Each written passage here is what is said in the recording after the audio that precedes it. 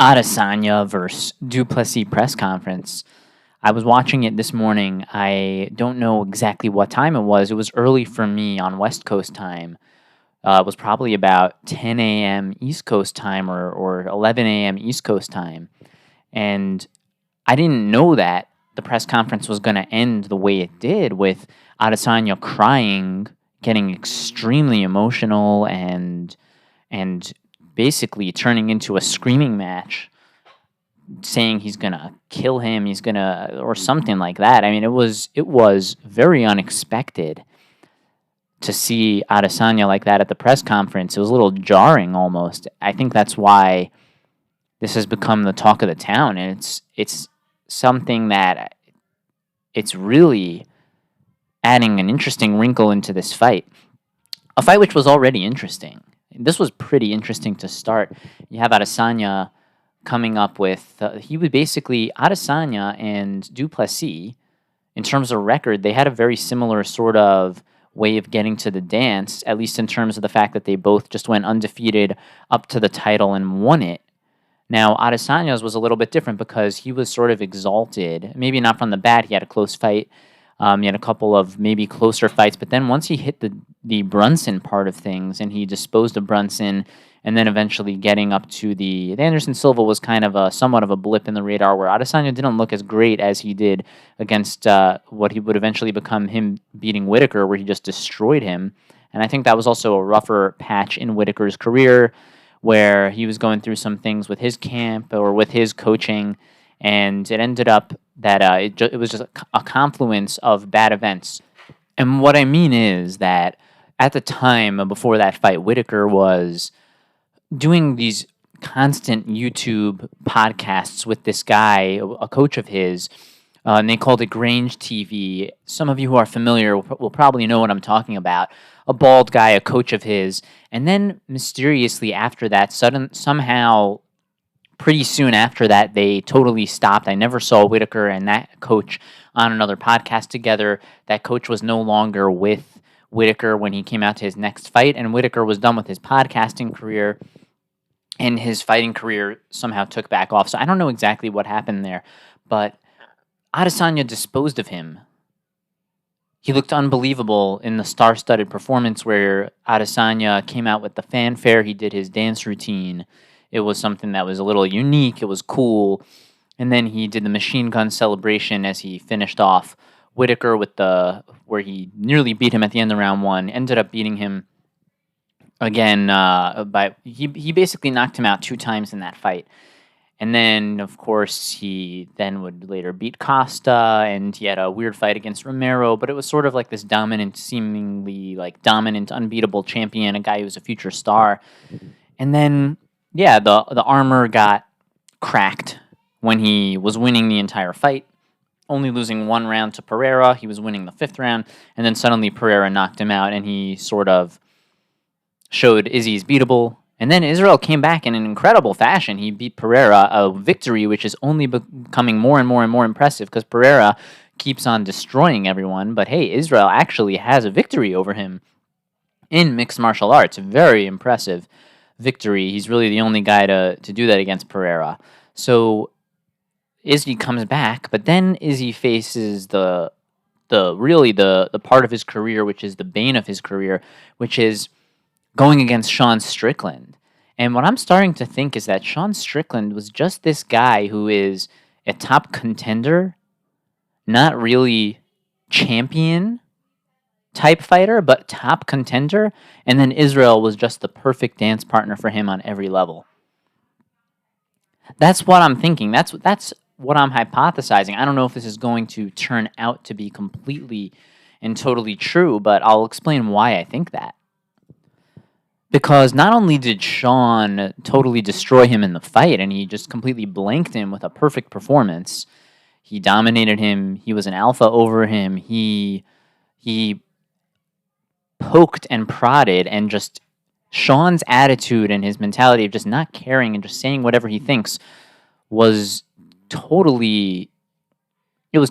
annihilation against Israel Adesanya. He completely took Adesanya's image and torched him. Adesanya was this guy who had, these kind of nifty, cringy lines, but they were sort of a storyteller vibe, and on the way up, that really worked for him, and he had catchy phrases that he would say after fights, and he thought things out, and he would do cool promos, and he just seemed to be the full package, a guy that everybody wanted to get behind.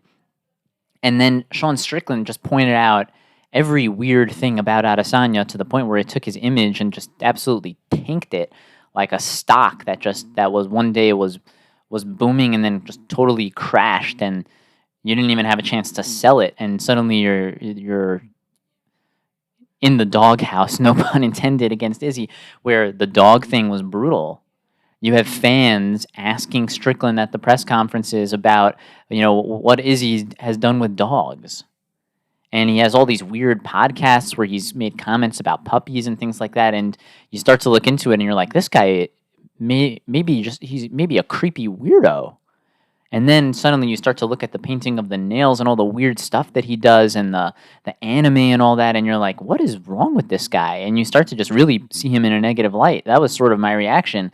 And then Israel gets destroyed by Strickland in the fight, and it was like, well, everything that led up to that, it seemed like, to an extent, Israel just had to eat it. He just had to eat the defeat and say, hey, Strickland did these tactics, he got me, and he beat me in the fight, and it's a performance that I'm not proud of. But then he comes back, and he's ready to fight du Plessis, and it seems like he's not over any of the stuff that Strickland did to him. It seems like Strickland started this, and then Strickland, he lost. Strickland wasn't a guy who ran off a whole bunch of championship victories. He got the one victory. He masterfully, in the press conferences and in the fight, disposed of Adesanya and just made him look not like a championship level fighter or anything close to it in that fight. But then that was it, and now Strickland has turned back into a guy who's going to have a close point fight up until the end, and maybe he'll win some, maybe he'll lose some. He clearly is the top. He's the top. He's the elite level of the division, but is he a champion type fighter? Is he going to have the belt again? We don't know. He can go toe-to-toe with anyone and throw up a good fight, but he's certainly, I think what we can say is he's not going to be the kind of guy who's going to win the belt back and then defend it 2 or 3 times in a row. Something which is hard to do, and that doesn't seem like it's something that Strickland is going to do. It seems like every single fight with Strickland is really a 50-50 coin toss, where you don't know if he's going to, for the belt. We don't know if Strickland fights Whitaker for the belt, if he'll win or lose. We don't know if Strickland fights du Plessis again for the belt, if he'll win or lose. We don't know if Strickland fights Chimaev, if he'll win or lose. We really have no clue. Everything is close. We see it that it could go his way, and we see it that it could go the other way, at 48-47 in either direction. That sort of feels like where Strickland is. Is he a dominant champion? I don't think he ever will be. But he got the job done of ruining Adesanya. And I'm not going to say he ruined his career, because Adesanya has an incredible career where he was undefeated for a very long time, and then the best part of his career is probably not just beating Whitaker and then beating Whitaker again eventually and beating Costa and all that, but coming back after the loss to Pereira and then knocking Pereira out. Something which, who knows if we'll ever see anyone knock Pereira out ever again. We don't know. So that sort of is the comeback of Adesanya's career, and now it seems like from that point on, Sean has potentially tanked the career of Adesanya, and we're going to find out tomorrow night. We're going to find out after this fight against du Plessis whether Sean was a blip in the radar or whether Sean tanked his career. And I think it was started by Sean, because du Plessis, he waited all the way till the end of the press conference, and when Adesanya said the word dog, he said, "Am I the underdog? How can I make money betting on myself?" And immediately, when du Plessis heard the word dog, he goes, "Oh, don't bring up dogs, bro." Like, du Plessis had that in the bag, and he just didn't want to force it. He didn't want to just go after Adesanya for the dog thing. He waited, and he was prepared not to say anything about it unless Adesanya mentioned something about a dog or the word dog. And then the second he did, du Plessis, very sharp, he brought it up immediately, and it was a killer line. And even the fans in Australia, I'm sure, had to have some reaction to it. And yeah, it was an absolute killer line, saying, "What are you talking about, dogs?" And that was the beginning. And then he finished it off by asking if Adesanya was going to take his servants back to Africa with him. A really vicious, vicious line by Du Plessis, where Adesanya is trying to keep up this persona that he's I'm a people of the earth. I'm a son of the earth, and I just relate to everyone, and I'm with everyone. So I'm with China, and I'm with New Zealand, and I'm with Africa and Nigeria. I'm with everybody. And when Du Plessis then goes back and says, "No, you're not. You think that you're this man of Africa, but you came from privilege, and I didn't." And then you just have he's basically outing Adesanya. Now, again, those who are really big MMA fans kind of already knew this stuff from the Sean Strickland fight. We knew that Adesanya did. It seems like he did have servants back home, and it seems like they were pretty well off. And now the question is like, well, what exactly was Adesanya's story? Was he well off or was he not? I think it would do Adesanya a lot of, it would really service him if he would just come out and tell everybody his whole story with his background and just be very upfront and clear about it.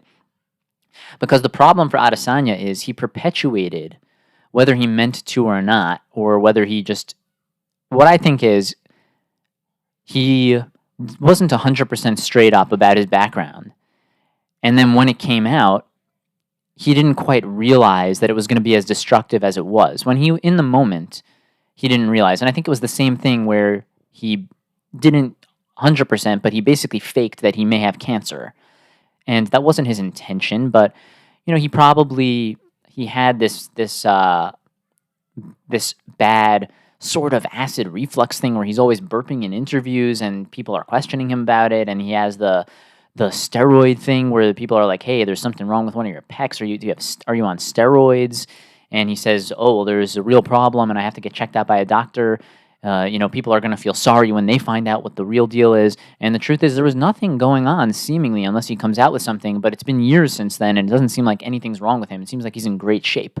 So, again, Adesanya maybe felt like in the moment, yes, he's going for testing. Maybe he has like some minor issue, but he made it seem like it was a bigger issue than it was. And I don't think he quite realized the connotation that he put on it.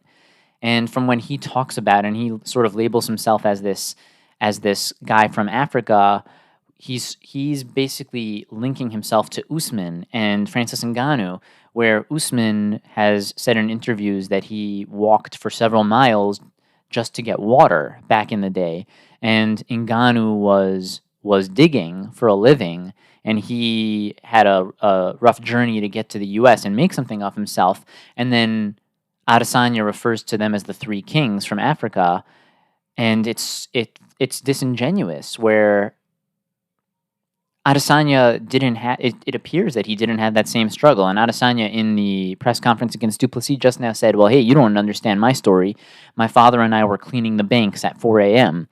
Okay, I mean, there's cleaning the banks, but how did you go from cleaning the banks at 4 a.m. to having servants?" And there's just a lot of gaps in this Adesanya story that has been left out. And at this point, where it seems like it's done so much damage, and now Adesanya just hates the image that he has, that people have of him, where he's gone from being this guy of, "I'm a man of the people." That's what he sees himself as. He thinks he's a man of the people, and the people are and it really bothers him when he feels like he's being labeled as not a man of the people. You were born into greatness. And Adesanya feels like he created his own legacy. And the question is, what's the truth? And Adesanya should come out and he should explain his real story. He should say where he came from, at what point his family became wealthy, what the role of servants were in his family. What does he mean when he says they were cleaning the banks while his mom was studying to become a nurse? What does all this mean? And if he's just straight up and he owns it, that's probably the best way to go, because at this point everything's out there anyway. So people are just going to frame it the way that they think that it is. So you may as well just correct the narrative and say it the way it actually is. And the truth is, it's probably going to be somewhere in the middle. There was probably parts of Israel's life, like anybody, where things were rougher, and there were parts of his life where things were privileged. And he just needs to clarify when and where and what exactly happened. But the way that I don't know if I can say he completely labeled himself as a guy who had it hard growing up. Maybe he had certain struggles, but it doesn't seem like he had the struggles that people thought.